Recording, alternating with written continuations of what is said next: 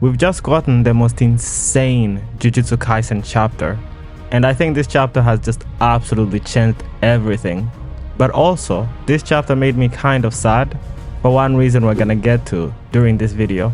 Even though this chapter gave us answers and information to a lot of questions we've been asking for a very long time, I actually found more new mysteries during this chapter than we even had before. And I'm going to break it all down during this video. But I also have 3 other videos planned, breaking down the insane mysteries and answers we got during this chapter. So definitely drop a follow to see those when they come out. I don't know, hopefully I can get them out before the next chapter drops. But without any further ado, let's get into it. I can't believe it really happened because it came out of nowhere. In the previous chapter when we saw that it ended, and it said that Yuji Itadori, after hitting a black flash, awakens to his true power. I thought Yuji was just going to unleash like 120% of his power. I didn't actually think we're all of a sudden going to get him all the crazy abilities we've been thinking that he's gonna get at some point. And let's just say I actually thought that it's a possibility that Gojo might actually come back, especially with how insanely broken Sukuna has been looking recently. But now that this information about Yuji just came out, and we know he's basically Sukuna's twin brother, reincarnated, and we know he's probably gonna have the same kind of potential as Sukuna.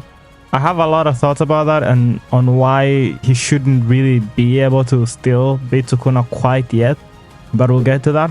Either way, I think this almost closes the door to a Gojo return to the battlefield, unfortunately, since Sukuna is looking kind of defeated right now. I'll be shocked if Sukuna can just turn it around on the main character like he was doing against everybody. We saw Sukuna many times look like he's literally completely done, and then Sukuna just comes back with an Uno reverse card. So I'll be really surprised if he can do that to the main character as well. As a villain, your greatest obstacle is the main character. Either way, I'm just amazed because I've heard this theory before and I've heard many people say it. I just never thought that it could actually be true. We even saw Sukuna at some point say that, oh, you're from back then. It was at the same time when he was talking about how sick Kenjaku is that he made Yuji. But at that time, I just assumed that Sukuna meant that Kenjaku is sick for becoming a woman and actually getting pregnant and having Yuji. I was actually thinking about making a video about that because it didn't make that much sense to me. Like, why would Kenjaku bother? As we saw, Sukuna is able to put his finger... Sukuna is able to make Megumi eat his finger, okay? And Megumi is also able to become a host for Sukuna, so they could have just kept moving Sukuna's finger around until they found someone who was not going to die from it. It seems like it's not that rare, so I always wondered, like, why did Kenjaku bother making Yuji? And also, like, what do you mean he's from back then? There was just so much mystery around Yuji, and just like that, Gege is just dropping all of it right now and revealing basically everything. This kind of makes me feel like the series might actually be very close to ending, which is very sad because I had a lot of videos planned. When you really think about it, Yuji is looking so insane right now. He's hitting the black flash, so he's in the floor. But there's a very important distinction here. But the bottom line is, Yuji is beating Sukuna's ass badly too. And Sukuna is looking so desperate. We've seen this many times before. Like, think of any great villain ever in anime. When they're about to lose, they always like start looking like they lose their composure and their cool, and they start screaming, panicking, and just getting destroyed. Kind of looking a little pathetic. Like, you see it with so many villains. Like, I remember when Aizen was about to go out, he started like, it wasn't crying, but like, just they completely lose their cool. Like, you see this even in Dragon Balls, like, oh, I can't believe it, like, oh, how am I losing, you know, that kind of thing. And in this last chapter, it seemed like Sukuna was just like, he was losing his mind. He's like, does this guy think he could stand with me? Sukuna couldn't believe that Yuji has his technique.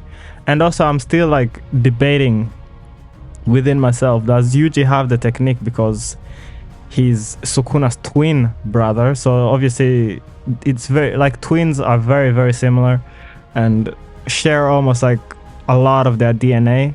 So you could really easily see them having the same innate curse technique, especially since that whole thing is like inherited and it's like according to your DNA and everything. And also, this is also another massive point I've always wondered. It's actually pissed me off in the past. I was like, why does Sukuna have this light red hair or pink, whatever you want to call it, the same like Yuji, in his original body? I always wondered, like seriously, like why? What is this? I understood when Sukuna was in Yuji that he would have the same hair, but now that he went to his original body, like what are the odds? Like, why wouldn't he have like black hair or just some other random color? And I always thought in the back of my head that could it be that Yuji is actually a distant ancestor of Sukuna? And that's kind of what I thought it was. The idea didn't completely make sense to me, but it just seemed like there were kind of like some kind of relation there. But I was like, so is it related to Kenjaku and Sukuna and all this kind of stuff? And it didn't really add up. But obviously now it all makes sense. Yeah, so Yuji's curse technique. It's wild to me. So I keep wondering, like, is the curse technique the same because they're obviously twins and, you know, you would expect that? Or do they have the same curse technique because Gojo foreshadowed that Yuji would get Sukuna's curse technique? Because obviously they share the same soul, which is kind of interesting since they are twins as well. And then he ended up being in Yuji's body and kind of like soaked within Sukuna's curse technique. I don't remember how Gojo described it. But following this same logic, it means that Megumi is also gonna get Sukuna's curse technique, basically. It's probably gonna be at the end of the series, or like even after the series has already ended, so it won't even be relevant. Like, what is the reason why Yuji has the curse technique? Is it because Sukuna was inside of Yuji, or is it because he's the twin brother of Yuji? You know, Yuji's family tree is like one of the most complicated I've ever seen in any series. So obviously right now Yuji has two curse techniques, as it explained in the last chapter. But Yuji has the shrine and he also has the blood manipulation. But as they've told us many times in this series, basically if you have more than one curse technique, most of the times this is enough to fry your brain. So most people can't really have more than one. And some people can, like through some loopholes, have like 2 or 3. For example, Kenjaku. But you know, Kenjaku's a mad genius who like done some crazy experiments with his brain. And Sukuna is also like in Megumi's body, so he has the innate curse technique of his soul and the one that is inside Megumi's brain as well. But the weird thing about Kenjaku, I've always wondered, we've been told that curse techniques are stored inside someone's brain. Like if he swaps his brain with the target, so basically the host whose body he's using, how does he still have your curse technique? I've always been confused by that. And also, by the way, like, imagine what Yuji's domain is gonna be. Because I'm pretty sure we're gonna see Yuji's domain. And I will explain in my next video why we're gonna see Yuji's domain. What we're seeing, what we saw in this chapter is quite misleading.